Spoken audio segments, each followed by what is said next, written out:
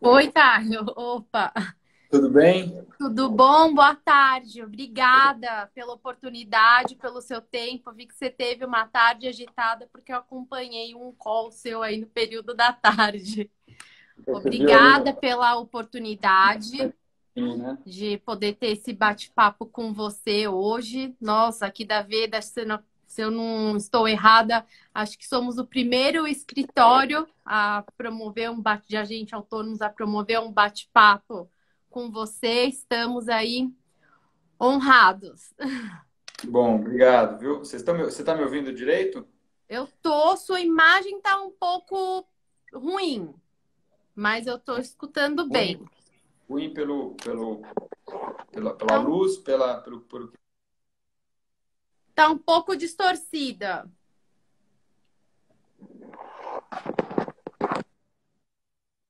Vamos ver se é.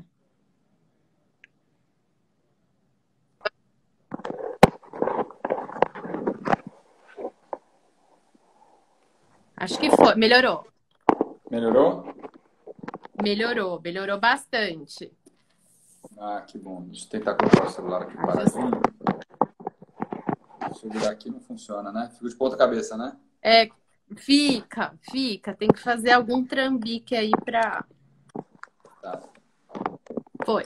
Assim tá. Opa, tá ótimo. Vamos Legal. lá, dar início aí a esse bate-papo. Obrigada, Caio, pelo seu tempo. Todo mundo está muito feliz aqui no escritório dessa oportunidade, desse bate-papo com você, que é a pessoa certa, né?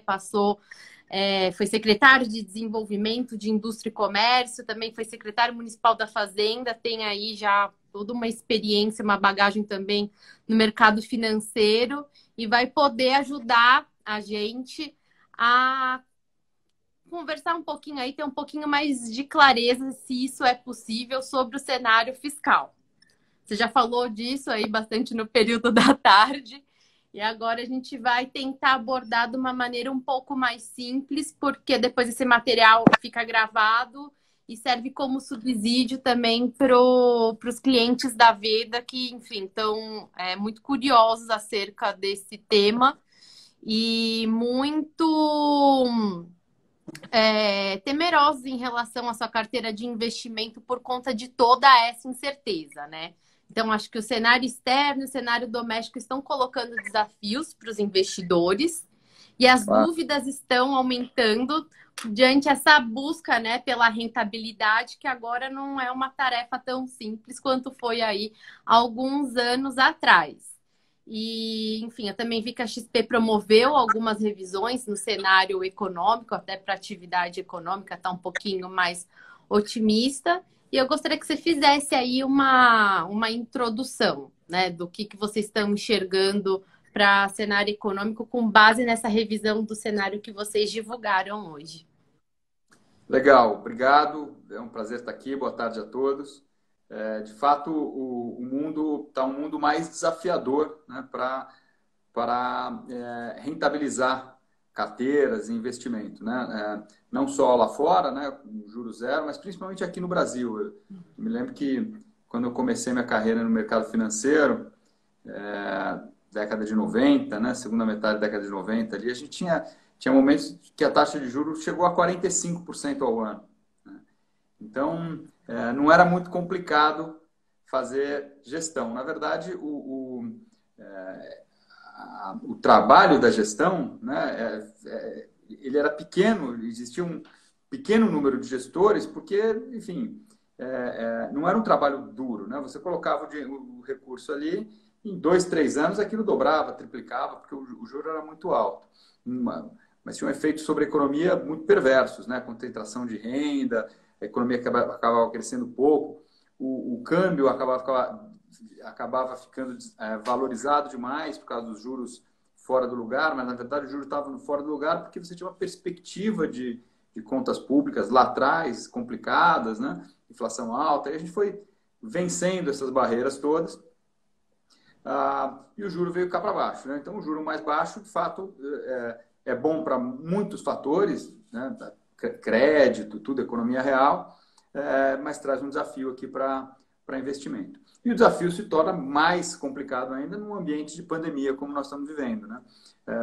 A pandemia deixou a economia meio esquizofrênica, na verdade, porque você tem, de um lado, não ali no primeiro momento, no primeiro momento da pandemia, março, abril, eu me lembro que eu estava no governo ainda, e aquilo foi como uma bomba ali, né? A gente tinha tido um primeiro bimestre positivo, a arrecadação de impostos crescendo, a economia melhorando, crédito andando bem, setor imobiliário caminhando. Perspectiva de um crescimento, né, 3%, com isso que você falou, interessante também, né? Uma expectativa do crescimento sendo puxado também pela construção civil, uma retomada, né, da construção civil. Imobiliário, né? Nesse nosso mundo aqui de gestão financeira, novos instrumentos financeiros aparecendo, ligados principalmente ao mercado de crédito, né? Novas opções de investimento, private equity, investimentos reais mesmo, né? Infraestrutura, a lei do saneamento sendo aprovada, que abriu um espaço grande aí para investimentos mais robustos no país e melhorar a parte do Brasil do ponto de vista sanitário. Então, era um cenário que estava se desenhando, não diria assim, maravilhoso, né? Porque o Brasil ainda tem muitos problemas, mas as coisas estavam começando a se encaixar. E diferente de uma crise de 2008, a crise aqui no Brasil de 2014, são crises que elas vão se acumulando ao longo do tempo. As coisas vão piorando, piorando. Então, a recessão demora assim, uns 4, 5 meses para se materializar e aí vem o pior da crise. Então, são coisas longas. A Covid, assim, uma semana estava tudo bem, na semana seguinte estava tudo fechado, né? Foi uma coisa, foi avassaladora, de fato avassaladora. Eu lembro ali no meio de janeiro, a gente olhava para a China e falava, pô, tem um negócio ali que está acontecendo na China, como muitas coisas acontecem na China, não parecia que ia chegar rápido e tão forte, né? Aí, uma semana depois estava na Europa, outra semana nos Estados Unidos, a terceira já estava aqui fechando tudo. Então, é uma mudança de postura muito, muito rápida, que demandou uma reação de política econômica fortíssima. E hoje, olhando para trás, o mundo de forma geral e o Brasil em particular, eu acho que agiu de forma, dentro do possível, tempestiva, né? Mas dentro do possível, acho que você fez uma observação que é boa, né? Porque as pessoas têm esse costume de avaliar que poderia ter feito mais, né? Assim, veja, quando você está numa empresa, está na sua empresa ou na sua casa tomando decisões, você junta ali 3 diretores, junta o board, em uma semana você está indo para cá e vira para lá, né? Você toma a decisão e decisão estratégica e vai, né? Comunica e tudo. No governo, você está lidando com o ativo da população, né?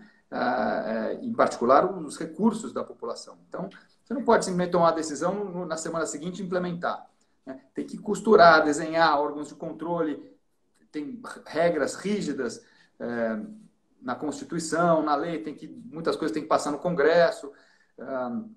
Você tem que tomar muito cuidado para não errar, né? Porque se você erra eu estava vendo estava conversando outro dia com o Rodrigo Garcia, né? Que é nosso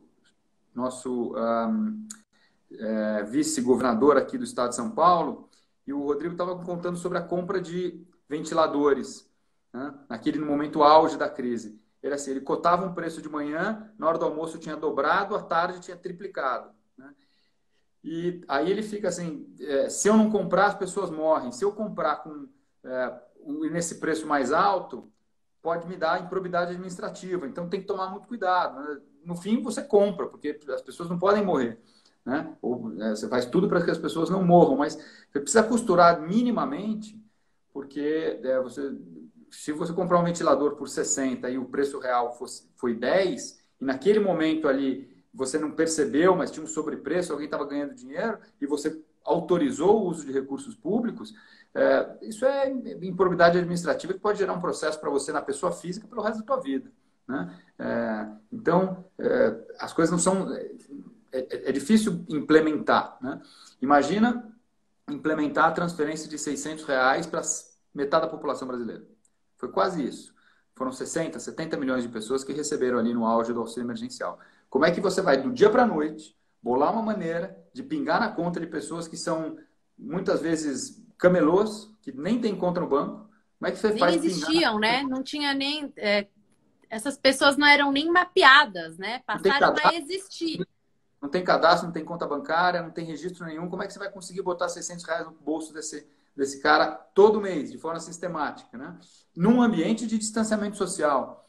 Então, assim, eu acho que dadas as dificuldades, isso não é só no Brasil, isso é no mundo inteiro, né? Gestão pública tem essa dificuldade. Então, dado isso,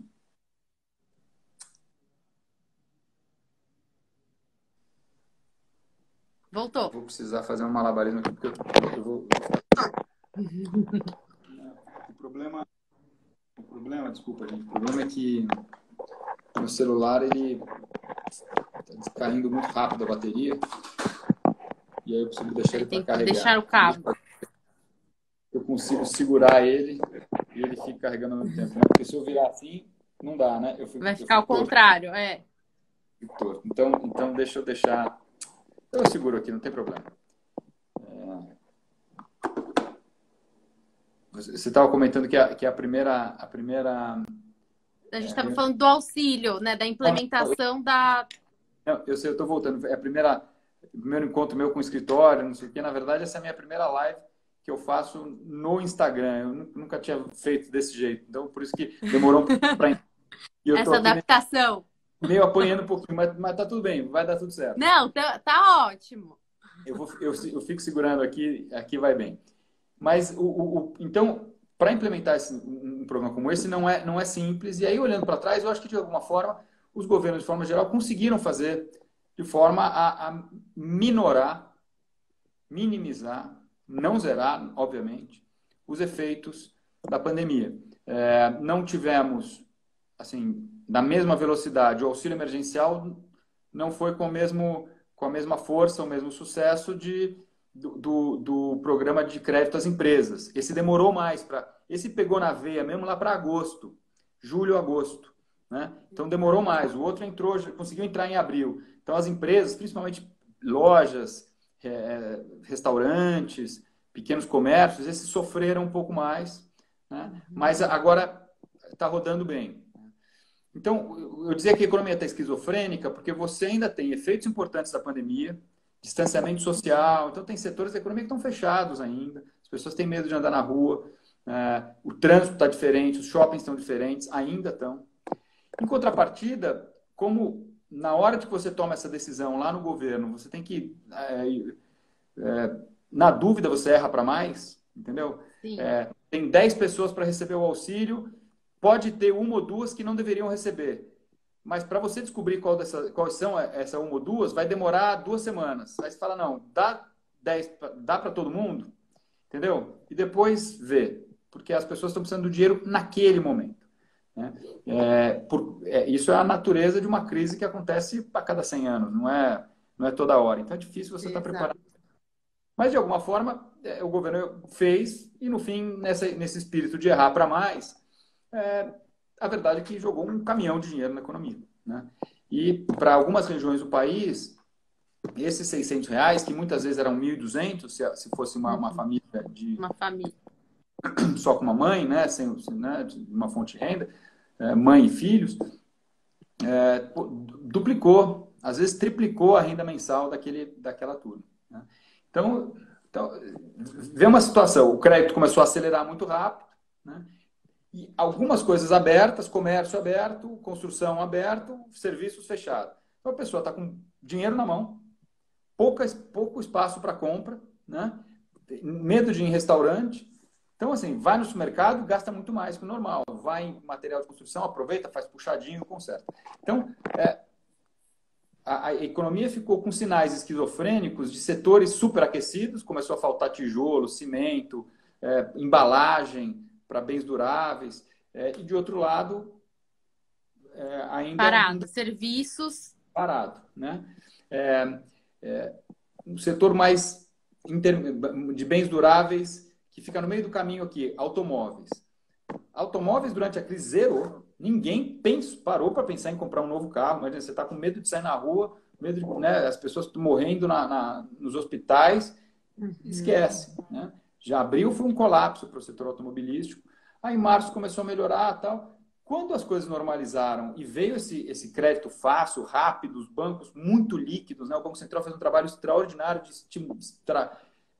distribuir recursos, liquidez para os bancos muito líquidos, juro muito baixo, demanda volta, explodiu a demanda para automóveis. Toda aquela demanda reprimida de 4, 5 meses veio de uma vez só. As montadoras, pelo outro lado, olham e falam, pô, será que vale a pena eu me esforçar em aumentar a produção? Ou isso aqui é um calombo de demanda, e aí vai chegar no começo do ano que vem, eu me estoquei todo de novo, a demanda desaparece, porque acaba o auxílio, e eu fico com um estoque enorme, estou sem caixa. Ou seja, é muito complicado navegar e complicado ler os sinais da economia num ambiente como esse. Mas dado, né, esse big picture, a verdade é que, em geral, os dados estão melhores do que o esperado, a economia está recuperando melhor do que o esperado, muito beneficiado por esses programas. Nós revisamos de 3 para 3,4 o PIB do ano que vem. Mesmo que a gente acha que o ano que vem vai ser muito forte, eu vou falar sobre isso, mas porque esse segundo semestre está muito mais forte do que se esperava. A arrancada está muito forte. Isso te leva para um patamar de início do ano que vem alto. Então, o início do ano que vem alto, com o primeiro semestre desse ano, que foi muito deprimido, já te dá um crescimento de 3 e pouco, contratado para o ano que vem. Uma base de comparação favorável. Se não tiver uma nova recessão no início do ano que vem, só da economia começar a andar mais devagar, mas ainda para cima, você já garante uns 3 e pouco de crescimento. Como os juros tão baixos, essa poupança não é precaucional, né? É uma poupança circunstancial que as famílias fizeram, as mais ricas, né? Porque não puderam gastar, agora estão voltando, você vê que o volume dos restaurantes estão voltando. Esse efeito serviço está voltando, né? Também está recuperando um pouquinho. Exatamente. Então, o que a gente tem no ano que vem? Na verdade, essa disfuncionalidade da economia, que está muito aquecido num lado e zerado no outro, ou pouco no outro, vai rebalancear. Esses setores muito aquecidos dão uma desacelerada, o auxílio emergencial vai embora, né? Em compensação, a renda de informais volta. Porque esse era um medo também. O que vai fazer? Imagina uma pessoa que é um camelô ou mesmo um pedinte de rua.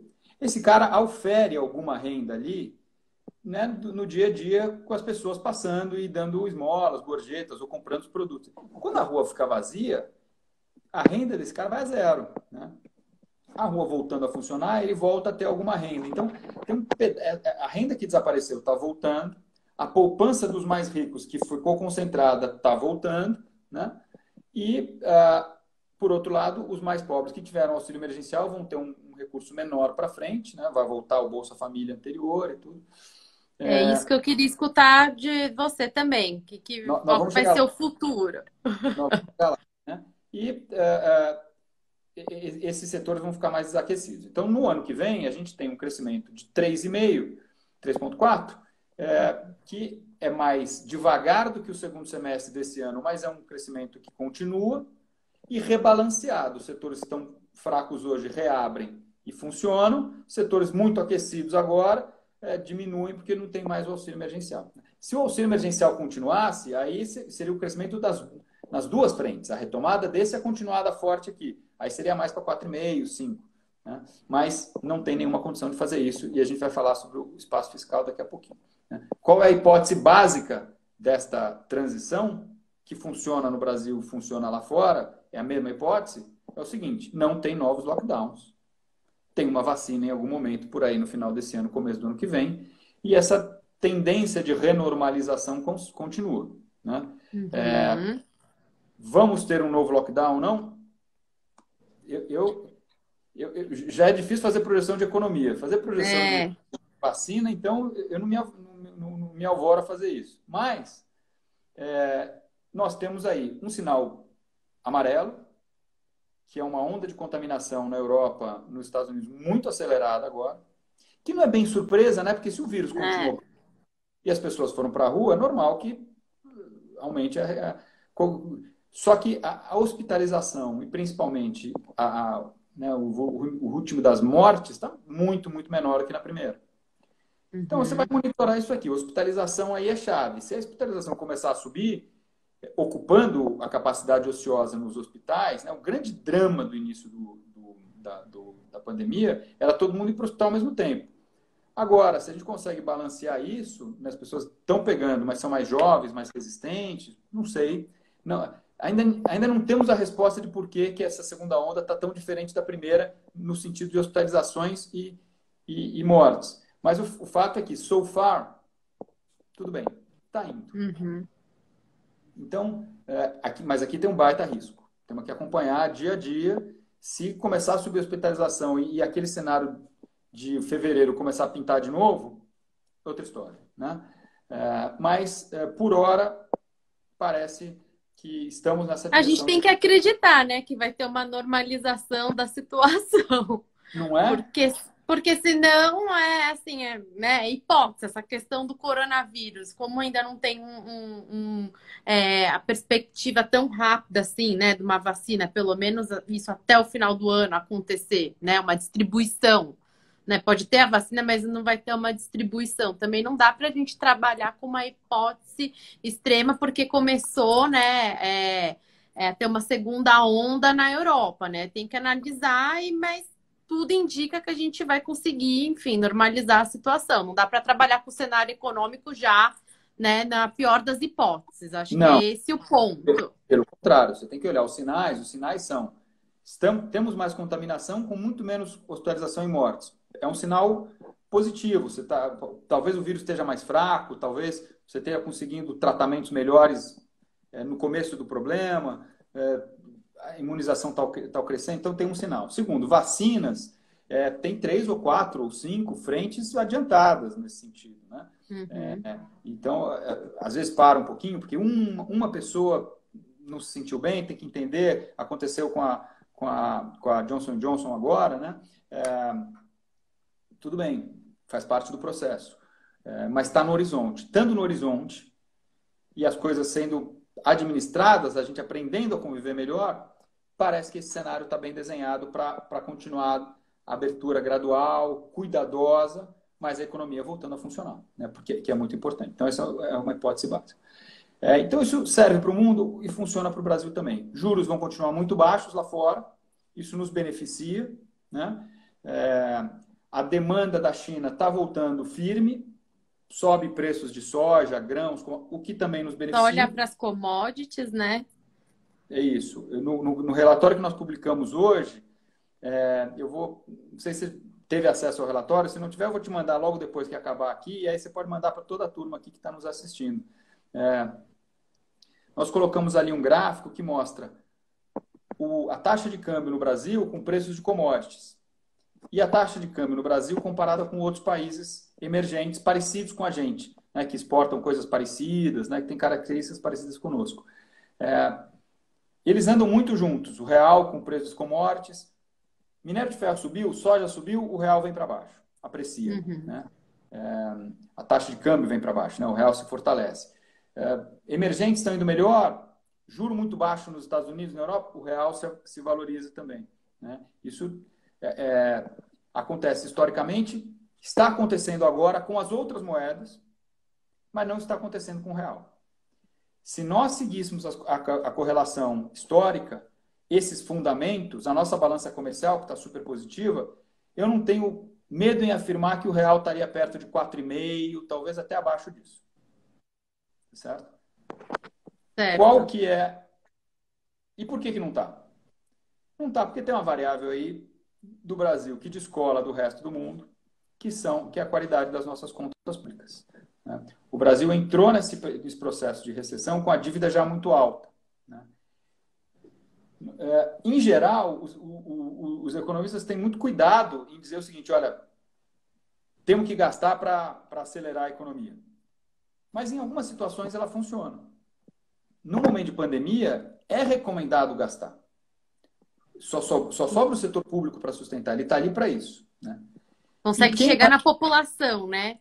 Exatamente. Mas quem consegue reagir de forma mais forte é aquele que guardou dinheiro e foi austero nos tempos de vaca. É que nem a cigarra e a formiga, entendeu? É a mesma coisa. Se você chega no inverno rigoroso, como foi esse ano, e durante os anos anteriores você foi guardando recurso, guardando mantimento, se preparando, né? compara o Brasil com o Peru e com o Chile. O Peru e o Chile têm uma dívida sobre o PIB de 20%. Entraram na recessão com 20% de dívida sobre PIB. O Brasil tem 75%. Tem 3 vezes mais do que eles. Então, nós entramos já ali meio com a calça na mão, tá certo? Segurando ali, só que tivemos que gastar como eles tiveram. Então, a situação fiscal no Brasil, que já era delicada, ficou mais delicada agora. No pós-estímulos, né? Não vamos decretar o pós-Covid ainda, mas no pós-estímulos, pelo menos. Hoje a dívida do Chile, do Peru, está indo para 30%, 35%, ainda abaixo da média mundial, que é 50%, e o Brasil está indo para 100%, o dobro da média mundial. Né? E por que isso é tão relevante? É tão relevante pelo seguinte: um país não é muito diferente de uma empresa, de uma família. Né? Se você está endividado, o primeiro passo que você tem que fazer é rever suas despesas e sair do vermelho. Né? O Brasil está rodando no vermelho há 5 anos, ou seja, gasta mais do que arrecada há 5 anos e tem coberto isso com dívida. Então, imagina você na sua empresa ou na sua casa, está há 3, 4, 5, 6 meses, ou trimestres, ou anos, gastando mais do que entra no caixa e está se endividando. Se endivida aqui, endivida ali, endivida ali. Então, você já está num nível altíssimo de endividamento e continua rodando no vermelho. E para continuar os próximos meses e trimestres, tem que pedir mais dinheiro emprestado. O Brasil é a mesma coisa. Toda semana o Tesouro Nacional tem que fazer uma emissão de dívida para pagar essa diferença entre receitas e despesas. Esse é o mercado de título público, que são as pessoas, né, os investidores, o recurso que financia o nosso buraco no Brasil. Então, e que, inclusive, deu um susto aí nos últimos 30 dias, né? Por que ele deu um susto? Porque quando você vai emprestar dinheiro para alguém, você fala assim, vem cá, você já está endividado? Pô, estou endividado até a tampa. Entendi. E que você está rodando no vermelho ou no azul? Não, estou rodando no vermelho. Entendi. E o que você está fazendo a respeito disso? Eu acho que eu vou continuar gastando. É natural que, no mínimo, quem vai te emprestar esse dinheiro peça um juro mais alto. Estresse o mercado. Né? O Tesouro está tendo que se endividar mais do que já estava antes, por causa da crise. Se o Brasil sinalizar, como estava querendo sinalizar, que, olha, nós vamos gastar mais em programas de transferência, vamos gastar mais em investimentos, vamos gastar, peraí. Você está há 5 anos no vermelho, vai ficar pelo menos mais 5. Dívida dobro do mundo. E ainda está falando em gastar mais, você não vai dar nenhuma avaliada se o volume corrente de gastos que você faz é razoável, se faz sentido gastar quase 10% do PIB com previdência todo ano, faz sentido gastar 5, 6% do PIB todo ano com funcionalismo público. O Brasil arrecada 1,5 trilhão de reais por ano. 1,4 trilhão são obrigatórios, você não tem jeito, não tem muita margem de manobra. Então, o que o mercado, né, o que chamam de mercado, que na verdade é quem financia a nossa dívida, está nos pedindo é o seguinte: faz uma reavaliação das dívidas, dos gastos. Cresça o gasto de forma limitada, que é o teto de gastos. O teto de gastos não impõe ao país cortar despesas. Impõe ao país que a despesa total cresça num ritmo limitado. É mais ou menos isso. Né? Quando a gente começou a discutir romper o teto de gastos, e vieram aquelas ideias meio mirabolantes, não, a gente faz o programa e pega gastos que a gente tem que gastar esse ano, joga para frente, tal, que é a história dos precatórios, o estresse no mercado de título veio na hora, no mesmo momento. Já estava pressionado, os juros já estavam altos, o estresse piorou. Chegou até a LFT, né? Até o curtinho aqui, que é totalmente sem risco, a gente viu o estresse. De lá para cá, o governo reagiu. Acho que o mercado deu uma sinalização clara, as pessoas entenderam que nós estamos perto do abismo aqui fiscal, e houve uma reação. Porque o governo tentou fazer isso de algumas formas, né? Primeiro fez o Renda Brasil, que era uma tratativa. Depois veio com o Renda Cidadã, com essas 2 formas de financiamento, né? Os precatórios e o Fundo de Educação Básica, o mercado caiu de pau, né? Mostrou que, enfim, como que vai financiar, né, um programa de renda mínima com um passivo, né? Que é o caso dos precatórios. Aí o outro gerou um questionamento que foi de desrespeitar, né? Uma das regras, como que é a lei? Não é a lei orçamentária, a lei de responsabilidade fiscal, né? Porque, veja, a despesa com o Bolsa Família, com a transferência de renda emergencial, com a garantia de renda para aqueles que são mais pobres, é uma despesa, é uma boa despesa. É aquela despesa que realmente faz efeito na população. É onde nós deveríamos focar. Eu estava falando, a gente gasta 1,5 trilhão de reais por ano e só 30 bilhões no Bolsa Família. Exato. Faz sentido dobrar o Bolsa Família? Faz todo sentido dobrar. Mas o que não faz sentido é dobrar aumentando mais impostos ou aumentando dívida. Faz sentido olhar para esses 1,5 trilhão que tem aqui desse lado e conseguir mais 30 bi dentro desse 1,5 trilhão. É isso que nós... Esse é o esforço que a sociedade tem que fazer. Se o sinal é o seguinte, olha, eu quero voltar a aumentar o Bolsa Família, aumentar investimento, aumentando o endividamento, aí o sinal que você está para quem vai financiar esse endividamento é aquele, olha, esse cara já está muito endividado, está no vermelho e quer gastar mais. Então, você não vai conseguir levantar esses recursos sem ter muito estresse no mercado, sem pagar um juro muito alto, que acaba sendo mais caro do que o próprio programa. Né? Exato. E sabe o que eu acho assim, interessante a gente pontuar aqui, né? Porque essa questão do teto dos gastos, né, principalmente para o cliente pessoa física, né? Isso é uma realidade presente, né, no mercado financeiro já há algum tempo, há alguns anos. E a gente já vinha, como você bem colocou, de um problema fiscal. A gente fez a reforma da Previdência, a gente vinha numa tendência aí de reduzir o endividamento em relação ao PIB, isso estava contribuindo, né, para o ambiente de negócios no Brasil. Só que a gente já tinha um problema antes da pandemia, antes de ter que aumentar esses gastos para contornar essa crise de saúde. E a gente já vinha numa agenda de reformas para dar essa sinalização que nosso ambiente de negócios ia ficar ok. Então, a gente já tinha um problema, é isso que eu sempre tento colocar, porque a gente já tinha um problema antes do coronavírus, né? E agora fica mais difícil de resolver, porque durante a crise, né, e com toda essa situação que foi posta, o desafio é ainda maior. É ainda mais. A gente está numa situação, é aquela coisa, a gente está numa situação de precisar voltar à normalidade. Dizer o seguinte, olha, este auxílio emergencial foi muito importante, só que ele custa, eu lembro que eu falei que o Bolsa Família custa 30 bi por ano. O auxílio emergencial, lá no auge, quando eram R$ 600 para muita gente, custava quase 60 bi por mês. Então, ela era o dobro do Bolsa Família anual em um mês. Ou seja, absolutamente inviável, né? Manter naquele ritmo. Agora, tem um gancho aqui, que é o gancho político. Né? As pesquisas de opinião mostram que a popularidade do governo subiu de forma importante durante a pandemia, muito associado a esses programas de transferência. Né? Subiu nas camadas, né, inferiores, não é isso? E, na verdade, subiu de forma geral. De forma geral. Né? Mais nas classes mais pobres, né? Mais em cidades de renda mais baixa, de fato, porque são impactadas mais claramente pelo auxílio.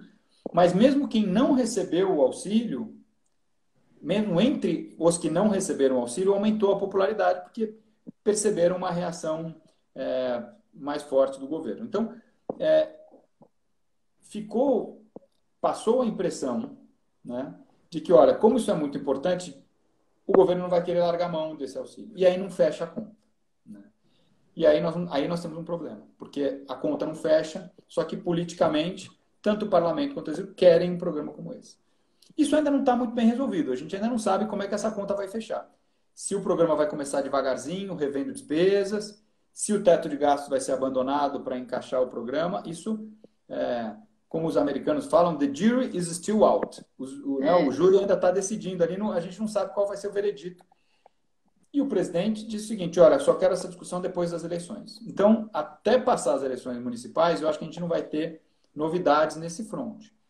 Mas os sinais ali do governo se aproximando do parlamento, né? Aquele jantar do ministro Paulo Guedes com o presidente Rodrigo Maia, na casa de um ministro do Tribunal de Contas da União, que também se preocupa muito com esse equilíbrio das contas e com a implementação das normas constitucionais e legais, é simbólico. É simbólico de que uma saída dentro do teto, dentro dos limites da possibilidade financeira do país, está sendo costurada, né? Se é esta a sinalização, eu acho que vale confiar que isso vai acontecer para frente, né? É o que resta, né? Porque a gente fica se segurando nessas sinalizações, né? Isso, a gente não tem nós não temos a saída ainda. Nós temos, quando a gente faz o cenário, a gente tem que tomar uma hipótese. A hipótese é que o teto vai ser... Agora, e se não for? Né? O que acontece se não for? Bom, primeiro deixa eu falar um pouquinho mais do lado bom.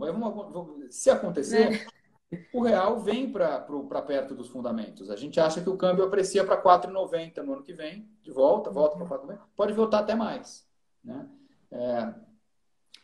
Os juros continuam baixos, porque você não precisa subir juro para atrair o dinheiro para fechar a conta. O juro continua baixo, né? O Banco Central e o Tesouro Nacional interviram nesse mercado de títulos públicos de curto prazo, já deu uma amenizada naquele problema. A raiz do problema não foi resolvida ainda, mas tem uma sinalização e tem uma atuação do Banco Central e do Tesouro coordenada, né? Então, eu acho que a gente não vai para um cenário super positivo no ano que vem, primeiro porque a Covid ainda está por aí e esse risco fiscal vai continuar, né? Na melhor das hipóteses, a gente vai ter 100% de dívida PIB por alguns anos e ficar no vermelho por algum tempo, né? Então, assim, o Brasil não vai... E vai continuar por um motivo que você bem colocou, porque o orçamento do governo, ele é engessado, né? Então, assim, as pessoas estão associando o problema das contas públicas com essa questão do auxílio emergencial, do Renda Cidadã, Renda Brasil, nome que for, né? Com essa... E não é esse, né, propriamente o problema do governo, né? O governo... o problema das contas públicas, né? Eu acho que aí essa questão dos gastos obrigatórios que ocupam, né? Não tem percentuais que vão para cada setor e você não tem muito como... Não tem uma flexibilidade, né, dentro do orçamento. Isso. É importante buscar essa flexibilidade. Mas essa flexibilidade, ela, para ser conseguida, ela precisa de mudanças, muitas vezes, constitucionais.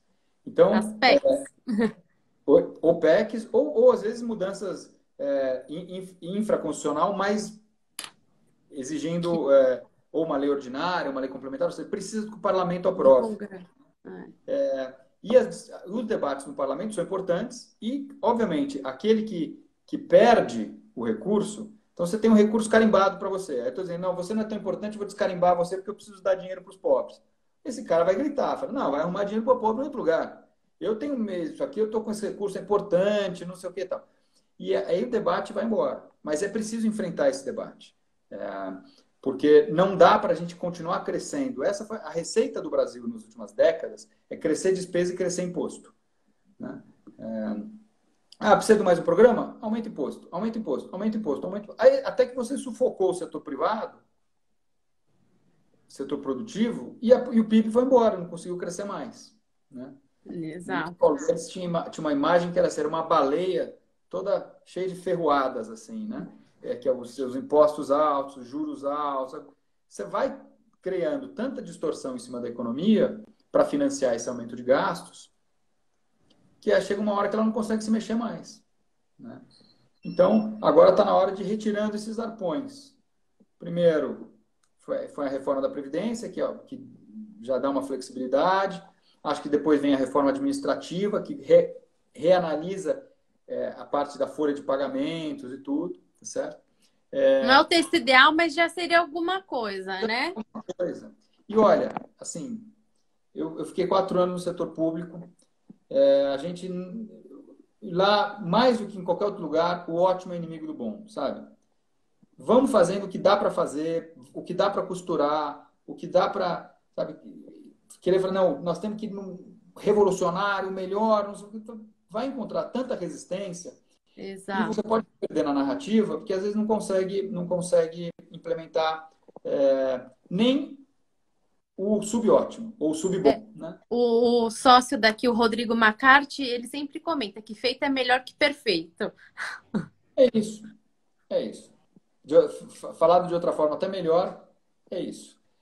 Então, é ideal a reforma administrativa como está? Não, porque são só para os próximos entrantes, os atuais não.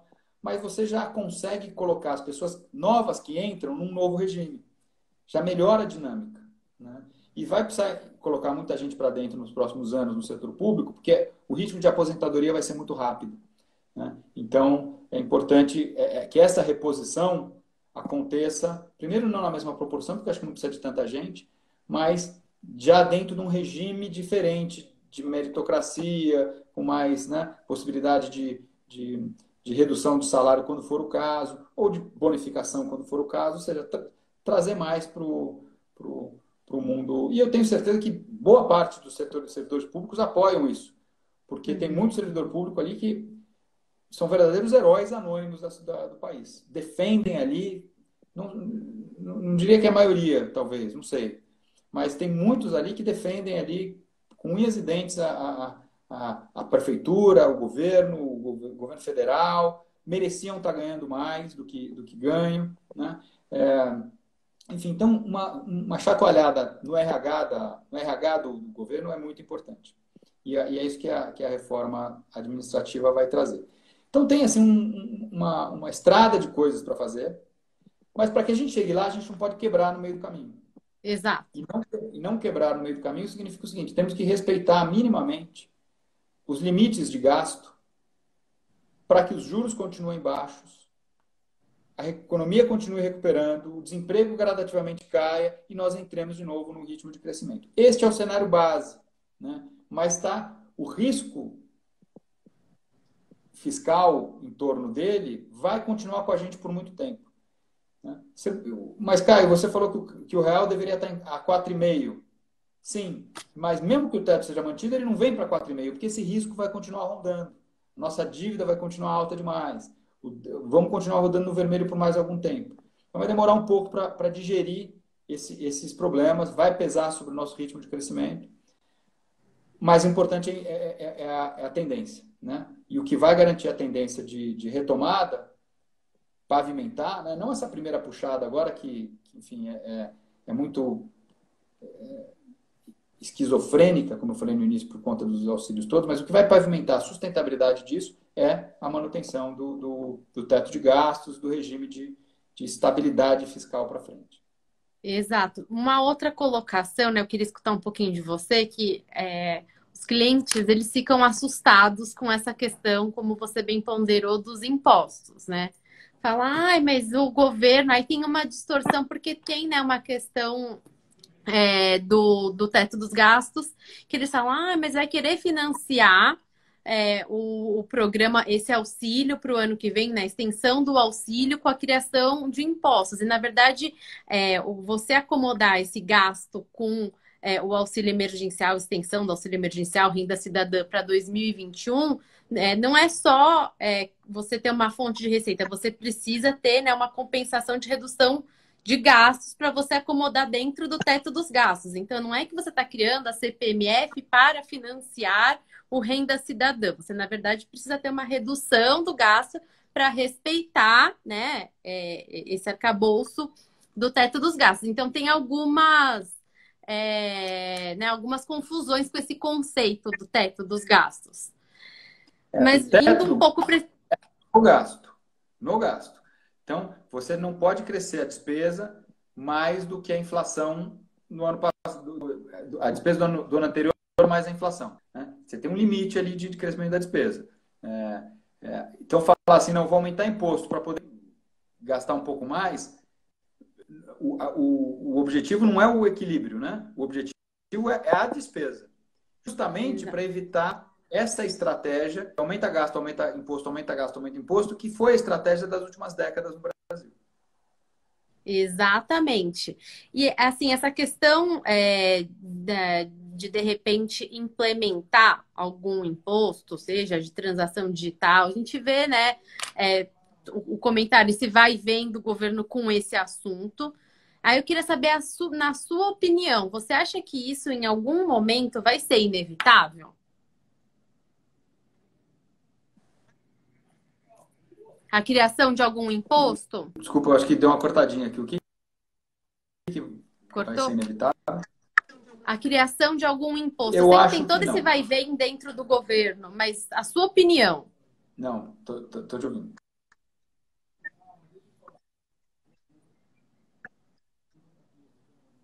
Não estou te escutando. Não é inevitável. Pelo contrário, eu acho que o objetivo do governo.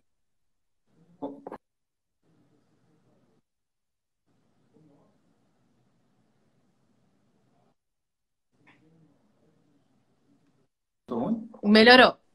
Não fiz nada. Melhorou. Aqui, juro que eu não mexi em nada. Melhorou. É a Deixa eu ver conexão. uma coisa São aqui. coisas da live. Melhorou, melhorou.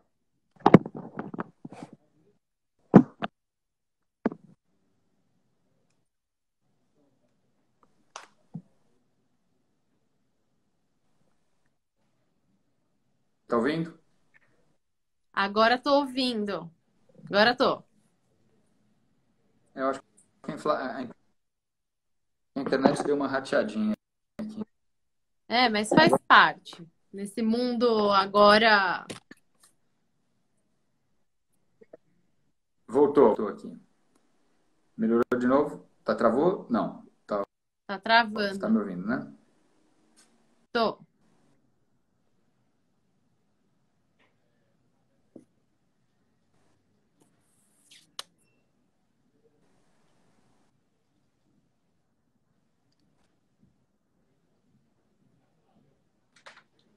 Deixa eu ver se eu tô ouvindo.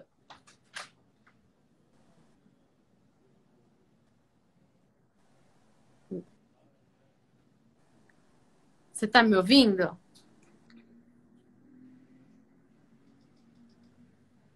Acho que tá com uma defasagem aqui. Não sei. Agora eu vou ouvir você. Vamos lá. Vamos lá. Então, acho que assim, tá muito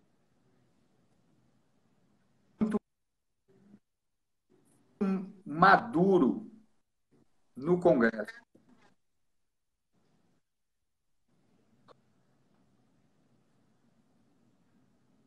Deixa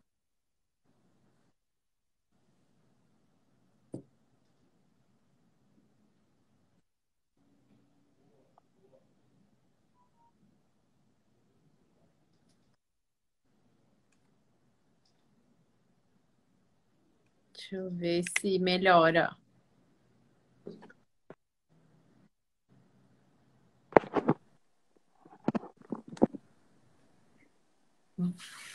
Calma que travou. Saiu. Deixa eu chamar o Caio aqui de novo.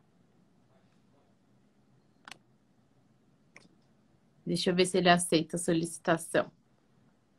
Problemas técnicos.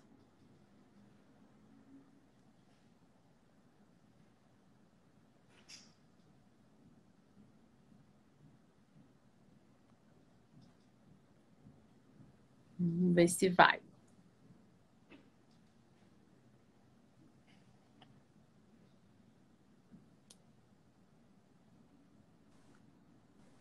Voltou.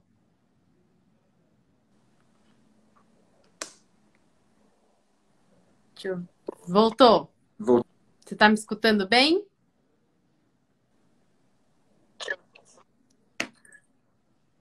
tô te escutando. Você tá me escutando? Melhorou agora. Essa imagem tá travada. A sua tá travada para mim também aqui. Melhorou agora.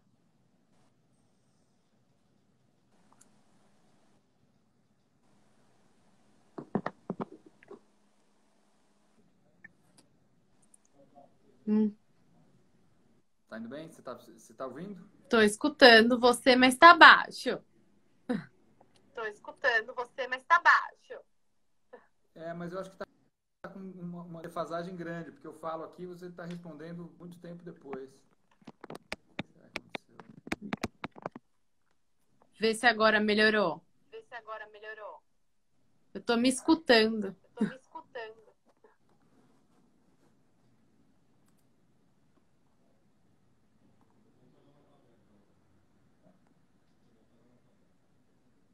Você está ouvindo?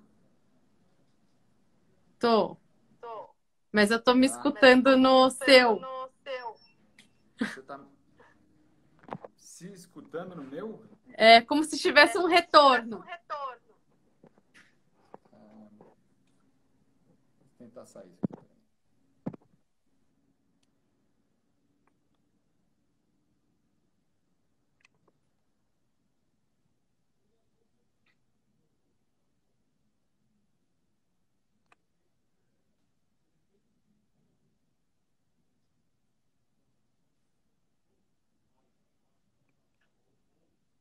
Vamos ver se vai.